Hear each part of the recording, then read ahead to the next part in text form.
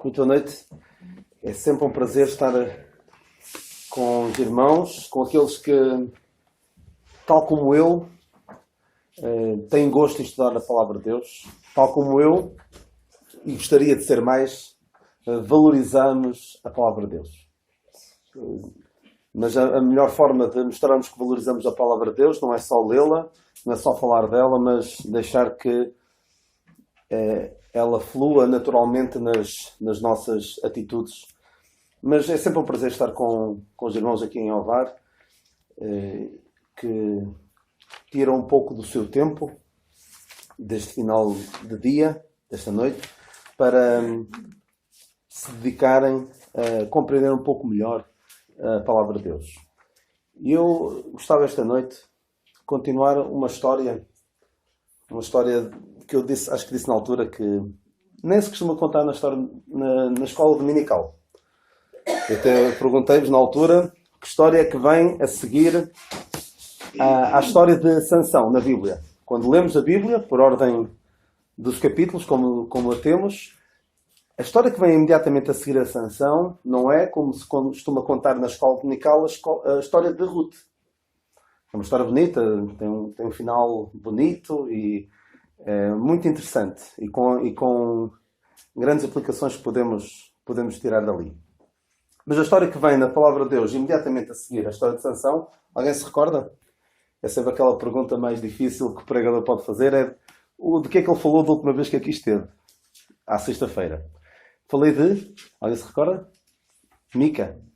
Mica, um homem que vemos em Juízes 17 como ele desceu à idolatria. Como se deixou que a idolatria tomasse conta da sua vida. E pela graça de Deus iremos ver como isto não se ficou por aqui. Porque o pecado, e não só o pecado imoral, como nós costumamos pensar no pecado, nas coisas moralmente reprováveis, é tremendo. Também o pecado da religião, o pecado da idolatria, é tremendo e é contagioso. Espalha-se. E nós vemos isso, por exemplo, quando Paulo escreve aos Gálatas, não escreve só uma igreja, escreve a várias igrejas. Os Gálatas não era só um sítio que se chamava Galácia, era uma zona, Listra, Derbe, Icónio, Antioquia da Pisídia, entre outras igrejas, em que vemos que o pecado do legalismo já se tinha alastrado por completo ali à volta deles. Não tinha sido só numa igreja. E vamos ver, pela graça de Deus, que este pecado da idolatria não ficou apenas na família de Mica, mas alastrou-se. Eu vou só relembrar rapidamente, em poucos minutos, de que é que falámos sobre o Mica. O Mica foi um homem que achou boa ideia, lemos isso em Juízes 17, achou boa ideia construir uma imagem de escultura e uma imagem de fundição e tinha lá em casa uma casa de deuses. Lemos isso em Juízes 17, 5. Uma casa de deuses. E, além disto, o que é que ele fez? Constituiu, ou seja, nomeou o seu filho para ser sacerdote. Isto está tudo errado. Do princípio ao fim. Não há aqui nada na atitude de Mica que se aproveite. Idolatria, favorecimento familiar, uma casa de deuses, um sacerdote que nem sequer devia ser sacerdote. Se ele conhecesse minimamente a palavra de Deus, saberia que sacerdote só poderia ser da descendência de Arão, não servia qualquer um, mas ele achava que estava muito bem. Diz aqui no final do capítulo 17 que ele diz: agora sei que o Senhor me fará bem, porquanto tenho um levita por sacerdote. Porque mais tarde entra em cena um levita. Eu creio que vos disse na altura que numa Bíblia que tenho no telemóvel aparece o título, aqui na minha Bíblia aparece Mica e o ídolo da sua casa. Noutras terão um título provavelmente parecido, mas numa Bíblia que tenho no telemóvel, numa aplicação, diz assim: Mica cria a sua própria religião. E foi o que ele fez. Pegou em algo num conceito de Deus deturpado, um Deus que se agradava de uma adoração com deuses, em algumas ideias, noções vagas que tinha de Deus, e criou uma religião à sua medida, de acordo com os seus interesses, de acordo com a sua família, com as suas preferências. E isto é o que, infelizmente, o ser humano faz. O ser humano que rejeita a Deus, não quer Deus na sua vida. E atenção, o homem tem um impulso, uma atração por aquilo que é sobrenatural, pelo transcendente, e nós vemos isso em todo o mundo, em todas as culturas, sempre tiveram um apelo para aquilo que é transcendente. Então o homem rejeita Deus. O homem, quando rejeita Deus, vai em busca de algo. Vai em busca de algo que o preencha. Porque alguém dizia que há um vazio no homem que só Deus pode preencher. Um vazio no homem do tamanho de Deus. E o homem tenta preencher aquilo com tudo o que lhe interessa, tudo o que apela aos seus sentimentos, à sua racionalidade irracional, mas nunca consegue preencher. Então ele vai em busca de religiões. E o homem que rejeita a Deus procura criar a sua própria religião, aquilo que eu chamo uma religião buffet.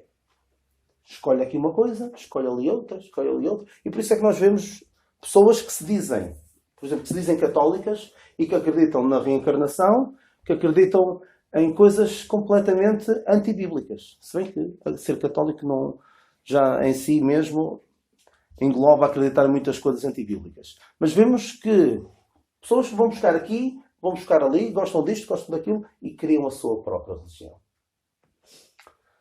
O homem que rejeita a Deus cria a sua própria religião, onde ele próprio é Deus e as suas escrituras são as suas opiniões. E torna-se cada vez mais difícil convencer, persuadir os homens à fé. Porque cada um cria uma fé adequada àquilo que o faz sentir-se bem. E nós temos até assistido, eu não resisto, desculpem lá, não resisto a falar disto, desta religião, que tem surgido nos últimos tempos.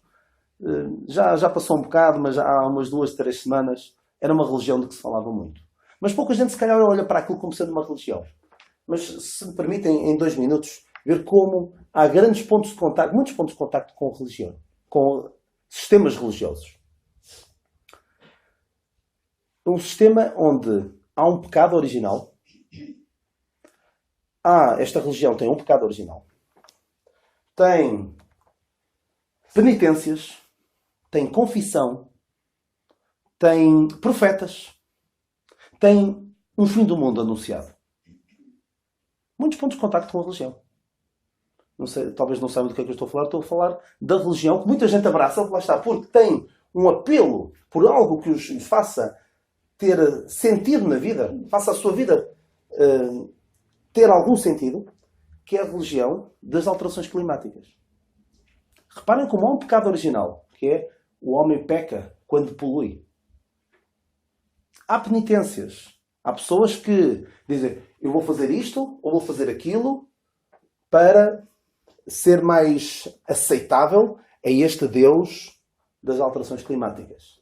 Há até, como há nas religiões, comidas proibidas. Reparem como agora não podemos comer carne de vaca. Se comermos carne de vaca, a Amazónia começa a arder. Há profetas. Há uns 10, 15 anos, havia o Al Gore, que até ganhou o Prémio Nobel da Paz. Era um profeta. Profetizou coisas que não aconteceram. Mas as pessoas continuam a acreditar nos novos profetas. Agora aquela profetisa, supostamente, estou a exagerar no termo, mas já aquela profetisa, que foi às Nações Unidas, a Greta Thunberg, e as pessoas olham para ela como sendo um novo profeta, que nós temos de acreditar no que ela diz. Porquê? Porque se nós não fizermos o que ela diz, vem o fim do mundo. O mundo vai acabar daqui a 12 anos se nós não fizermos nada. Reparem como há aqui muitos pontos de contacto com a religião. Mas se dissermos, olha, isto é a tua religião, é aquilo em que tu crês, eles ficam todos ofendidos por chamar religião àquilo. Mas no fundo, tem muitos pontos de contacto. Comidas proibidas, penitências, confissão. Vi até numa igreja, as igrejas por esse mundo fora, chamadas igrejas por esse mundo fora, estão a perder completamente a sua identidade, a sua relação com a palavra de Deus. Porque não há estudo da palavra de Deus. Há muito aparato, muita atividade supostamente cristã, mas de Bíblia há muito pouco. Então chegou a acontecer, numa destas igrejas, supostamente chamadas igrejas mais liberais, mais progressistas, em que havia um espaço onde as pessoas podiam confessar os seus pecados ambientais a plantas. A demência do ser humano, que rejeita Deus e vai atrás de tudo o que o preencha. Mas nunca o preenche. Daqui a uns tempos vão atrás de outras coisas. E andam sempre a saltitar de fé em fé. Mas são estas fés que não satisfazem verdadeiramente o ser humano. Mas então o homem cria a sua própria religião. Vai atrás de religiões alternativas, métodos alternativos àquele que nós vemos na palavra de Deus, que a única forma do homem se reconciliar com Deus é através do Senhor Jesus Cristo, daquilo que o Senhor Jesus Cristo realizou. Porque todas estas fés que as pessoas abraçam dão ao homem um sentimento de valorização pessoal. Eu consegui fazer algo. O homem não gosta de ser confrontado com a sua indignidade, com o seu estado de completo imerecedor da graça de Deus. A Bíblia, e eu espero que me compreendam, eu vou explicar esta afirmação que vou fazer. Há uns tempos houve alguém que foi despedido por acreditar na verdade bíblica de que o Deus fez o homem macho e fêmea. Um médico foi despedido porque disse: eu não vou tratar um homem que se acha mulher, eu não vou tratá-lo por mulher. Se eu estou numa situação dessas, vou tratá-lo por tentar exercer compaixão para com ele, mas eu não vou ceder ao seu delírio. Não vou. Eu acredito na biologia humana, na medicina. Não vou tratar aquele homem que tem os seus órgãos internos, reprodutivos e todos os órgãos de homem, eu não vou tratá-lo por mulher. Foi despedido. E aquilo depois chegou ao Tribunal Superior e tudo mais, e a dada altura uma afirmação que me saltou à vista. Que as suas crenças eram atentatórias à dignidade humana. Ou seja, acreditar no que a palavra de Deus é atentatória à dignidade humana. E de certa forma, e por isso é que eu espero que me compreendam, só para também verem como é que o mundo está. O mundo que rejeita Deus, onde está? Isto é outra religião. A religião, perdoem-me a expressão, a religião LGBT também é uma religião. Tem muitos pontos de contacto com a religião. Então, o cerco está a apertar-se e vai se tornar cada vez mais difícil, até para mim, enquanto professor, de lidar com este tipo de situações. Vão começar a multiplicar-se. Mas a palavra de Deus, o Evangelho da graça de Deus, é, de certa forma, um atentado à dignidade humana. Eu vou explicar o que é que quero dizer com isto. O Evangelho da graça de Deus deixa o homem num estado de total incapacidade, de total imerecimento. Não merece nada da parte de Deus. No entanto, para aqueles que rejeitam, é um atentado à dignidade humana. Mas para aqueles que aceitam o Evangelho da graça de Deus, é a melhor coisa que alguma vez ouviu. Mas o Evangelho da graça de Deus é aquilo que eu costumo dizer, um soco no estômago. É um choque de realidade. Eu não tinha noção de quão mau eu era. Eu sempre procurei fazer o melhor pelos outros. E as pessoas têm a tendência de se ver a si mesmas muito melhores do que aquilo que são. E o Evangelho da graça de Deus é um choque de realidade. As pessoas não gostam. Atenta à sua dignidade. No entanto, dá dignidade ao ser humano. Porquê? Porque mostra que o Deus Criador dos céus e da terra amou ao ponto de enviar o seu amado Filho, o Senhor Jesus Cristo, para morrer a morte que ele merecia. Por isso o Evangelho da graça de Deus é loucura para aqueles que parecem. Mas isto sobre a religião, as pessoas criaram a sua própria religião. O Mica fez isso. E perdoem-me este parênteses, mas são coisas em que eu tenho meditado e mostra-nos o quanto o mundo está verdadeiramente carente de Deus. Rejeita Deus, não quer Deus, mas precisa verdadeiramente de Deus. Depois vemos a cometer todo tipo de torpezas, de coisas que nem sequer convém mencionar, infelizmente. Ora bem, o Mica criou a sua própria religião. Estava todo contente com aquilo, mas surgiu um homem em cena, um levita, que parecia ser uma escolha muito melhor para ser sacerdote. Este levita procurava um sítio confortável para estar. Ele procurava comodidade, diz no versículo 8, Juízes 17, 8. E então o Mica convidou-o a vir, a entrar e a ser-lhe por pai e sacerdote. Onde é que eu já ouvi isto? Pai e sacerdote numa casa de ídolos? Vemos isso. Se pensarmos um bocadinho, vemos como isso existe pelo país fora. No catolicismo, infelizmente, é o que tem. Tem pessoas a quem chamam padre, sacerdote, recebem o seu sustento e têm uma casa com ídolos. E as pessoas vão lá e supostamente sentem-se bem, sentem-se perto de Deus. Pessoas que dizem que vão, por exemplo, a certos sítios religiosos e dizem que se sentem paz. Há qualquer coisa ali que não conseguem explicar. Provavelmente o Mica também ia àquela casa de Deus e sentia-se bem. Sentia-se tão bem que ele, no fim, depois de fazer isto tudo, mal do princípio ao fim, diz, agora sei que o Senhor me fará bem. Mas, infelizmente, esta história não fica por aqui, porque vamos ver como esta idolatria que tinha entrado no coração e na vida e na família do Mica se alastrou a toda uma tribo. Não vamos poder ler o capítulo 18 todo, mas eu vou só contar-vos rapidamente e tirar aqui algumas lições que creio que são importantes sobre este capítulo de Juízes 18. O capítulo 18 começa logo a explicar porque é que tudo isto estava a acontecer. Naqueles dias não havia rei em Israel. E no capítulo anterior diz que cada um fazia o que parecia reto aos seus olhos. E quando a nação de Israel dividiu a terra entre si, cada uma das 12 tribos ficou com uma porção de terra. Mas os da tribo de Dan não estavam contentes com o que tinham. Não chegava para eles. Eles eram povo demais para o que lhes tinha caído em sorte. Então, alguns foram espiar a terra, foram rondar a ver onde é que havia um sítio bom para irem morar. Então enviaram 5 homens, vemos isso no versículo 2, e foram rastrear a terra para ver onde é que havia um sítio bom para poderem, pelo menos alguns deles, irem para lá viver. E calhou de passarem na casa de Mica. E vieram à montanha de Efraim, até à casa de Mica, e passaram ali a noite. E, versículo 3, aperceberam-se do levita. Possivelmente o levita, diz aqui, conheceram a voz do mancebo, do levita. Provavelmente seria uma questão de sotaque, como ele era vivia mais a sul, e a montanha de Efraim ficava um pouco mais a norte. Possivelmente naquele tempo haveria sotaques ali naquelas regiões. Pessoas falavam de maneira ligeiramente diferente e perceberam, esta pessoa não é daqui, perguntaram quem és. Ele disse, versículo 4, assim me tem feito Mica, pois me tem assalariado e eu lhe sirvo de sacerdote. Estes da tribo de Dan não foram capazes de dizer, o quê?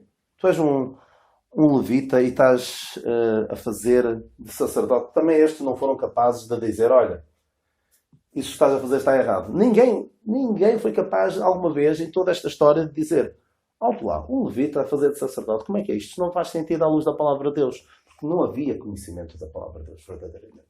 Não havia aquilo que houve no coração de Elcana, o pai de Samuel, todos os anos, irem a Siló, onde a lei era lida, e fazer o culto a Deus, ali naquele lugar.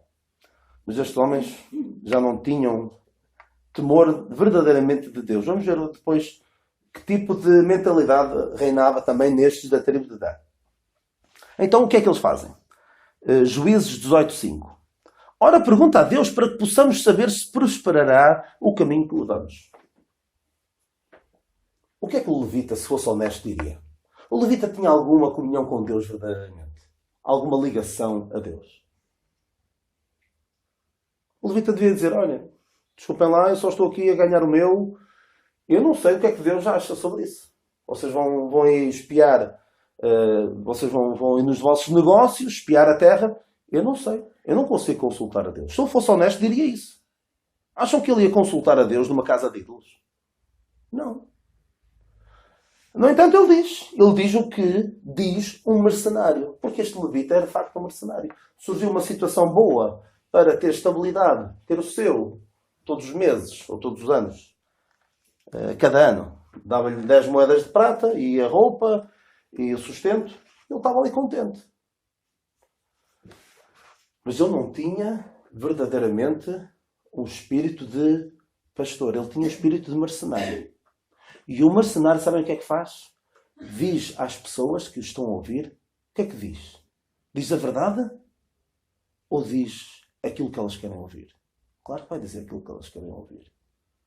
Vocês querem ouvir que estão bem, que Jesus está aqui para resolver todos os vossos problemas, que Jesus é um amigalhaço, que está aqui para dar um jeito na tua vida? É isso que queres ouvir? Queres ser embalado todas as semanas por um sermãozinho que não belisca em nada o pecado que há na tua vida? É isso que queres? Ok. Então é isso que eu prego.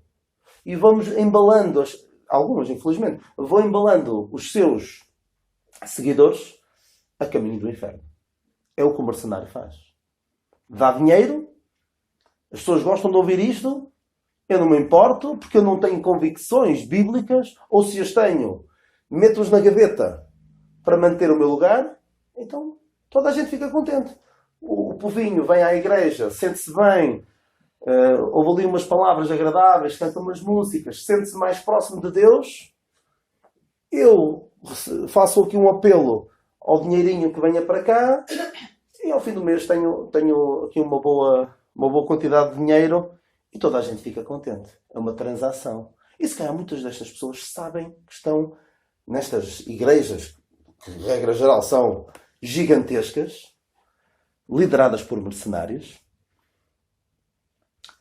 As pessoas, se calhar algumas pessoas têm noção disto, da hipocrisia que é. Que o pastor está a dizer aquilo para agradar às pessoas, elas vão lá porque sabem que ali não vão ser confrontadas com o pecado, com a sua necessidade de reconciliação com Deus, com a sua perdição iminente se não se reconciliarem com Deus. Mas tudo bem. E o mercenário faz isto. Diz às pessoas exatamente aquilo que elas querem ouvir. E ele disse exatamente aquilo que eles querem ouvir. Vocês, o que é que querem que eu diga? Olha, não sei. Ou se calhar o que vocês vão fazer não é muito correto. Não disse nada. Não podia dizer isso. Teve de dizer aquilo que eles queriam ouvir. Ide em paz. O caminho que levar está perante o Senhor. Infelizmente é este o espírito do mercenário. Vamos ver depois, um pouco melhor, numa outra atitude dele, deste levita, como funciona o coração do mercenário. Do homem que anda movido não por convicções, mas por interesses. Então estes 5 homens que estiveram a falar com o levita, continuaram a viagem e foram a Laís. Laís era uma terra lá bem no norte de Israel, ou já era fora dos termos de Israel. E então, reparem aqui no versículo 7. É muito importante este versículo 7. Porque esta cidade de Laís pode ser algum de nós. Algum de nós pode comportar-se como Laís, como os cidadãos de Laís. E Deus nos livre disto. Laís é uma lição. Se eu perguntasse à generalidade das pessoas, sabem quem é Laís na Bíblia? Provavelmente pensariam que era uma mulher, ou eventualmente um homem, mas é uma terra. E tem uma lição tremenda que nós podemos tirar dela. Então, viram que o povo que havia no meio dela estava seguro, conforme ao costume dos sidónios, quieto e confiado. Nem havia possessor algum do reino que por coisa alguma envergonhasse alguém naquela terra. Também estavam longe dos sidónios e nem tinham que fazer com ninguém. Estavam ali, não se metiam com ninguém, ninguém se metia com eles, viviam conforme o costume dos sidónios, mas estavam longe. E ninguém tinha nada a ver com a vida deles. Isto faz-me lembrar algumas pessoas que até já passaram pelo nosso meio. Já assistiram, alguns deles aqui. E alguns deles noutras igrejas que nós conhecemos. E deixaram. E sou capaz de dizer, ninguém tem nada a ver com a minha vida. A vida é minha. Não te metas. Podem não o dizer, mas não querem ser, tal como as pessoas de quem eu falei há pouco, não querem ser confrontadas com a sua vida, longe de Deus. Sentem-se melhor afastados. Mas vamos ver o que acontece com as pessoas que têm esta atitude. As pessoas que têm esta atitude, o fim delas pode ser trágico. Outra expressão aqui, muito interessante, aqui na minha versão, é um pouco difícil perceber o que diz aqui, mas pelo que estive a pesquisar, a ideia desta expressão, nem havia possessor algum do reino que por coisa alguma envergonhasse alguém naquela terra. A ideia que eu tenho desta passagem, pelo pude ver noutras versões, não havia ali nenhum governador que repreendesse alguém, que castigasse alguém, que envergonhasse alguém. Não havia possessor algum, não havia nenhum governador que dissesse, olha, isto está certo, isto está errado. Basicamente, esta cidade de Laís era a nação de Israel micro, ou seja, pequenina, mas era como a nação de Israel. Cada um fazia o que queria. Não havia ninguém que pusesse as coisas em ordem. E digo-vos uma coisa, nós precisamos de ser exortados. O que é que a palavra de Deus nos diz sobre exortarmos uns aos outros? Exortarmos uns aos outros de longe a longe. Uma vez por ano, uma vez por mês, uma vez por semana. Nas reuniões exortamos todos os dias. Não é? Exortarmos uns aos outros todos os dias. Agora, durante o tempo que se chama hoje, não é? Não sei se é essa a expressão que o escritor aos Hebreus utiliza. Exortarmos uns aos outros todos os dias durante o tempo que se chama hoje. Nós precisamos de estar uns com os outros. Nos ajudarmos uns aos outros. Nos exortarmos uns aos outros. Não é, ninguém tem nada a ver com a minha vida. A vida é minha, não te metas. Precisamos de alguém que nos diga, por vezes, palavras difíceis de encaixar, porque fiéis são as feridas feitas pelo que ama. E passar uma vida inteira sem sermos exortados, sem sermos repreendidos, sem sermos chamados à atenção, isso pode ter efeitos trágicos. Vejam como está a juventude de hoje. E se calhar os mais velhos, em relação à minha geração, também diziam, olha como está a juventude de hoje. Não se deixa ser repreendida, mas vemos como isto tem sido cada vez pior. Os jovens são pequenos tiranos, em muitos casos. Porque os pais não souberam disciplinar, repreender. E há um pai que foi um extraordinário homem de Deus, mas com os filhos foi uma desgraça. Um pai que... E eu tenho pena daquele filho. As suas atitudes foram também consequência da atitude do seu pai. Diz a Bíblia assim: nunca seu pai o tinha repreendido, dizendo, por que fizeste assim? Já viram um pai que nunca foi capaz de dizer ao seu filho, por que fizeste assim? Sabem quem foi? É relativamente fácil. Um pai que teve vários filhos e que foi uma desgraça. O rei Davi. O rei Davi teve um filho que se revoltou contra ele. E não estou a falar de Absalão, estou a falar do outro a seguir, que era Adonias. Adonias, que já no final da vida do seu pai, Davi ainda era vivo, Davi tinha prometido o seu reino a Salomão. Mas o Adonias disse, não, eu vou reinar. Ele devia ser mais velho, portanto vou reinar eu. E diz assim: então Adonias, filho de Agite, se levantou dizendo, eu reinarei. Eu estou a ler no primeiro livro dos Reis, capítulo 1, versículo 5. E preparou cavalos e cavaleiros e 50 homens corressem diante dele. E nunca seu pai o tinha contrariado, dizendo, por que fizeste assim? Este filho foi vítima da negligência do seu pai, da ausência do seu pai. E é terrível. Um filho que não tem... Um filho entregue a si mesmo é uma vergonha para o seu pai. Vários provérbios falam disso.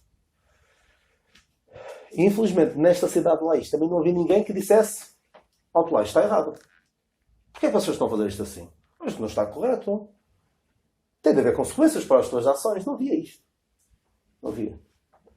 E reparem que eu gosto bastante desta expressão. Nunca seu pai o tinha contrariado dizendo: por que fizeste assim? Esta pergunta, até de uns para com os outros, é muito mais correta do que uma afirmação de: isso está errado. Tu não podes fazer isto. É a pergunta: porquê que fizeste isto? O quê? Oh, meu irmão, por que tomaste esta atitude?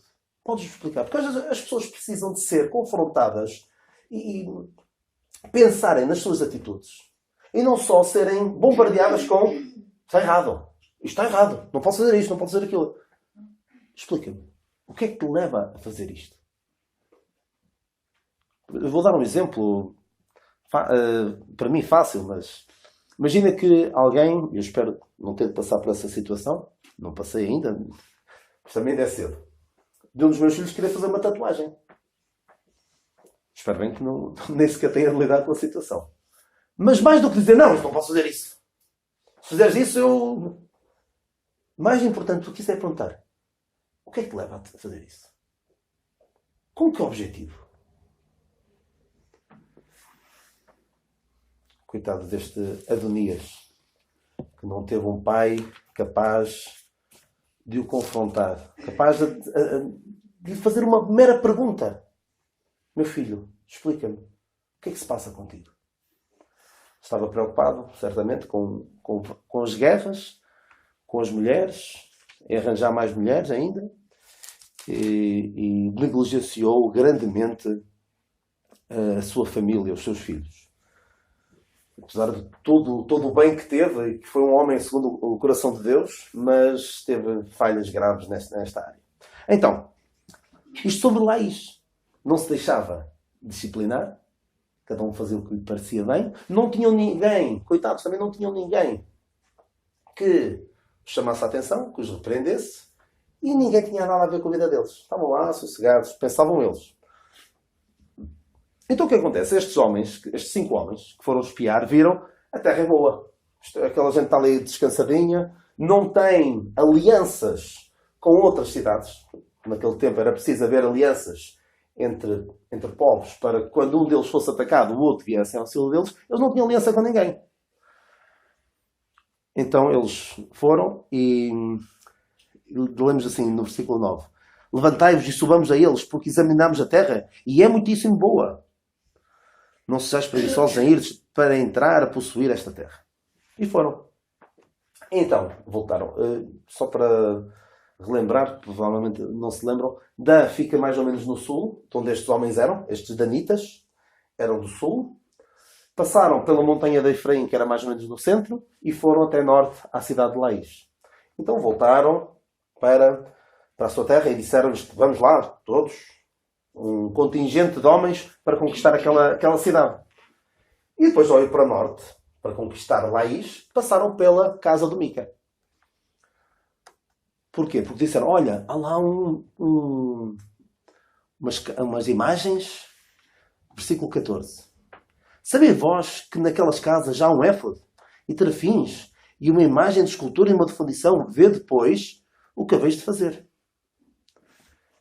Então o que é que estes homens fazem? Acham boa ideia: olha, vamos passar lá e vamos levar aquilo.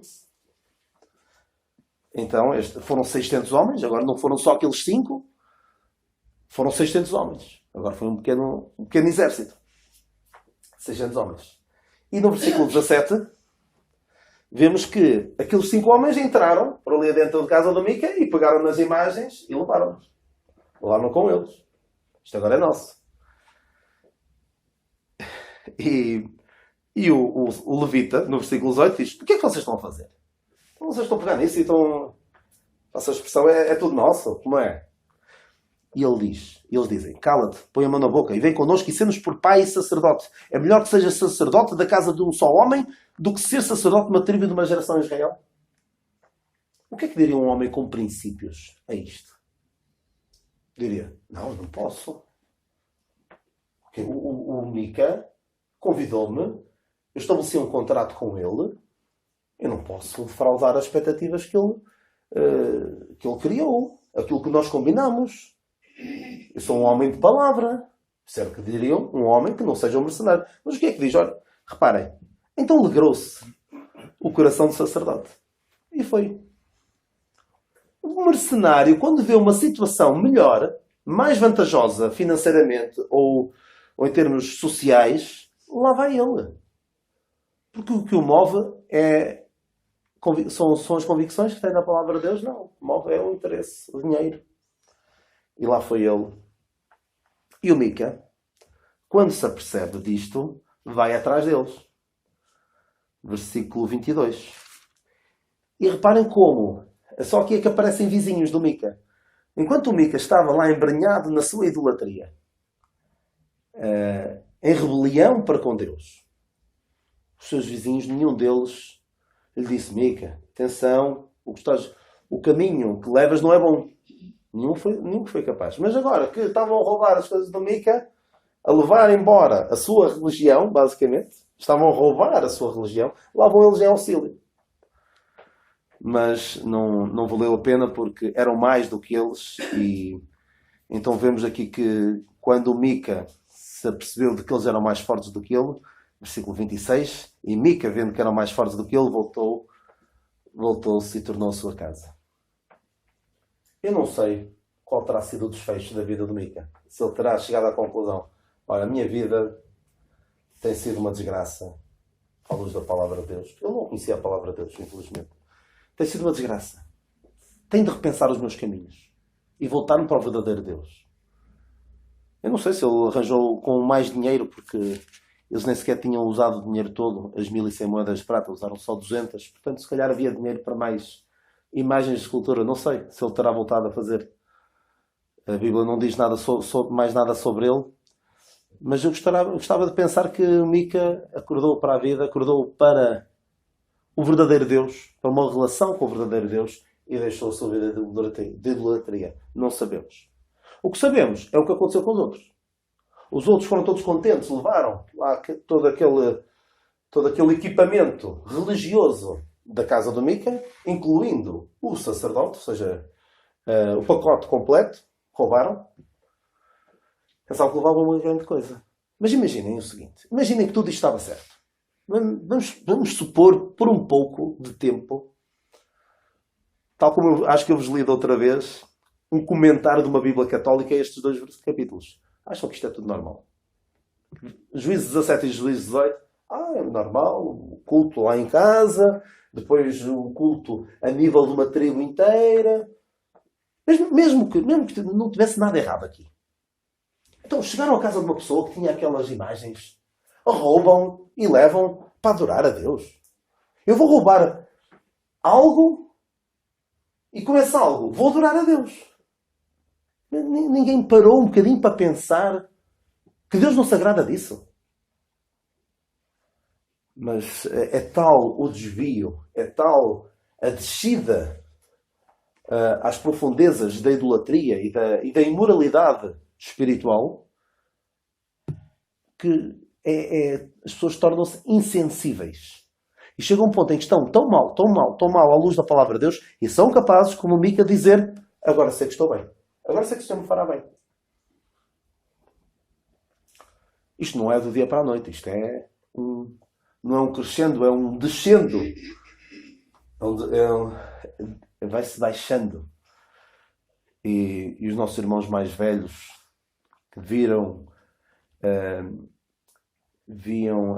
como era, até mesmo no meio do povo de Deus, nem é preciso ir ao mundo, como eram os princípios morais de santidade na vida, no trato, nos relacionamentos uns com os outros, como era há 50, 60 ou mesmo 70 anos e como são hoje. Infelizmente. Vemos hoje coisas dentro das igrejas que há 50 anos não só nem pensavam no mundo lá fora, como era crime. Se calhar era ilegal. E hoje vê-se na igreja.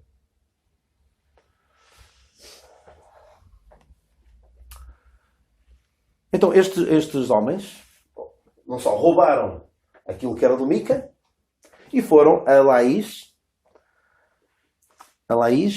versículo 27, vieram a Laís, um povo quieto e confiado, e feriram o fio da espada, e queimaram a cidade de fogo. E ninguém houve que os livrasse, porquanto estavam longe de Sidom, e não tinham o que fazer com ninguém. E a cidade estava no vale que está junto a Bet-reob. Depois reedificaram a cidade e habitaram nela, e chamaram o nome da cidade de Dan. Aquela cidade passou a chamar-se Dan, daí por vezes aparece a expressão na Bíblia que todo Israel foi convocado desde Dan até Berseba. Dan era lá no norte e Berseba lá bem no sul. Mas repara o que aconteceu a esta terra de Laís. Não houve ninguém que os livrasse. Vê o que é que pode acontecer a alguém que diz: ninguém tem nada a ver com a minha vida. Eu sou independente.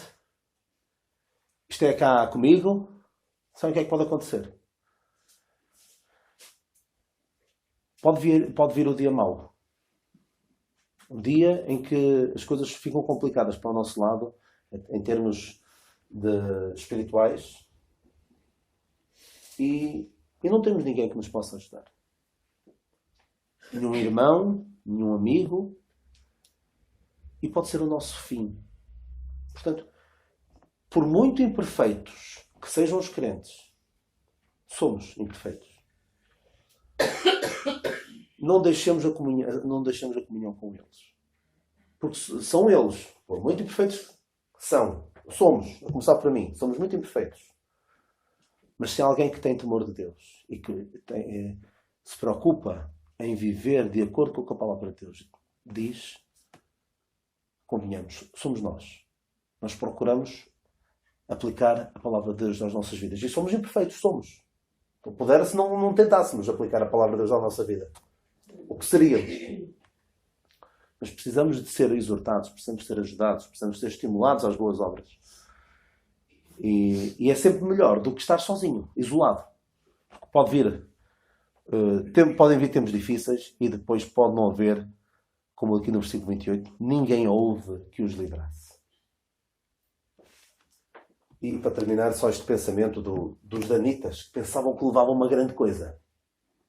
E o que levaram foi a ruína espiritual. Porque o que aconteceu com estes da tribo de Dan, estes danitas que roubaram aquelas imagens? Lemos que ficaram com aquilo todos os dias até ao dia do cativeiro da terra. E fizeram isso durante todos os dias em que a casa de Deus esteve em Siló. Ou seja, havia a casa de Deus em Siló, onde Elcana e a sua família ia todos os anos, e estes tinham o seu culto à parte, o seu culto paralelo. Que terá sido bom espiritualmente, não foi a ruína espiritual deles. E não é bom quando nós deixamos a palavra de Deus e trocamos por outras coisas. E eu fico preocupado quando vejo pessoas que se dizem crentes, que já andaram no nosso meio e que valorizam tantas outras coisas e não o que a palavra de Deus diz. É vê-los a valorizar tudo e mais alguma coisa. Mas da sua boca não sai nada de Bíblia, nem de princípios bíblicos, sai tudo o resto. Pensam que têm uma grande coisa nas suas vidas. Mas não querem Deus na sua vida, porque criaram a sua própria religião. Que Deus nos livre, que Deus nos ajude a aprender com estas lições destes homens, deste mercenário que não vivia de acordo com o que a palavra de Deus diz, não se movia por convicções, movia-se por interesses. E destes da tribo de Dan, pensavam que levavam uma grande coisa. E levaram a sua ruína. Foi uma ruína espiritual, não só para a família do Mica, mas para toda uma tribo. Que Deus nos abençoe e tenha misericórdia de nós.